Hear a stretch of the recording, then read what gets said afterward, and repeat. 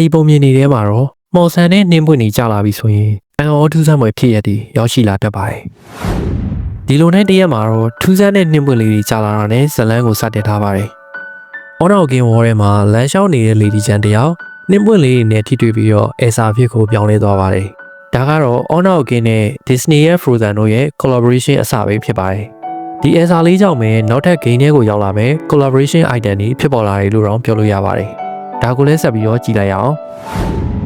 အဲဆာကသူ့ရဲ့လက်ထဲကနေနှင်းပွင့်လေးတစ်ပွင့်ကိုထုတ်လိုက်တဲ့အချိန်မှာမီနီယံလေးတစ်ကောင်ကိုသွားထိပါတယ်အဲ့လိုထိချင်းမှာပဲမီနီယံလေးကနှင်းလူရုပ်ပုံစံမျိုးပြောင်းလဲသွားပါတယ်ဒါကတော့ကျွန်တော်တို့ game ထဲကိုရောက်နေပြီဖြစ်တဲ့ Snowventura Minion Skin ကိုပြသွားတာပါ။ game ထဲက point draw မှာတွားပြီးတော့ draw လုပ်လို့ရနေပြီပဲဖြစ်ပါတယ်။အဲ့လိုနဲ့အစာလေးကမတ်တစ်ခုလုံးကိုစိတ်ကြိုက်ပျော်ပျော်ကြီးပြောင်းနေရင်းနဲ့ပျော်ပျော်ကြီးဆိုမှသူမပျော်နေရလေးတော့တတိယသွားပြီဗျာ။ထားပါ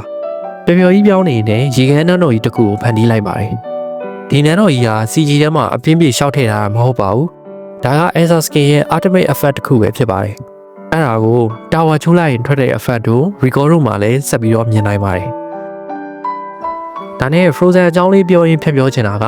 ဒီရပိုင်းအရန်အေးလာပါတယ်။ဒါကြောင့်နွေးနွေးထွေးထွေးနေကြပါအေးမခံပါနဲ့။အပြင်နေပါရီသွားရင်လည်းအနွေးရဲ့လေးတွေဝစ်လုံးလုံးကြုံကြုံသွားကြပါ။ဒီ Frozen လာရင်နောက်နှစ်တစ်လည်းရောက်တော့မှာဆိုတော့အားလုံးပဲကြမ်းကြမ်းမမပျော်ပျော်ရွှင်နဲ့သွားစီချင်ပါတယ်။ဆိုတော့ကြီးဆိုင်ကြပါ။ပြန်ဆက်ရမယ်ဆိုရင်နန်းတော်တွေမှာရောက်နေတဲ့အဲဆာကလှည့်ကြည့်လိုက်တဲ့အချိန်မှာအပြင်မှာတယောက်ယောက်ရောက်နေတာကိုသတိထားမိလိုက်ပါတယ်။သေချာတာကတော့ brother ဆောင်နေတဲ့သူမှတော့ဟုတ်မနေပါဘူး။သူကတော့ကျွန်တော်တို့ game ထဲမှာ free ရမယ်အန်နာလေးပဲဖြစ်ပါတယ်။တကယ်ကိုချစ်စရာလေးဗျာ။ကဲဒါကတော့ကျွန်တော်တို့ Honor of King နဲ့ Frozen တို့ရဲ့ collab တက်ထွက်လာတဲ့ CG လေးရဲ့အကြောင်းအရာလေးကိုပြပြပေးခဲ့တာပဲဖြစ်ပါတယ်။အန်နာလေးကတော့ရမှာသေချာတော့ Asa ကို draw ပြီးထပ်ယူကြအောင်ပါလားဗျ။အပိုင်သိမ်းပြီးသားဆိုရင်လည်း comment မှာကြွားရေးလို့ရပါတယ်။ဆိုတော့ကျွန်တော်တို့ဇန်ပါဗျ။နောက်ဗီဒီယိုလေးမှာပြန်တွေ့ရအောင်။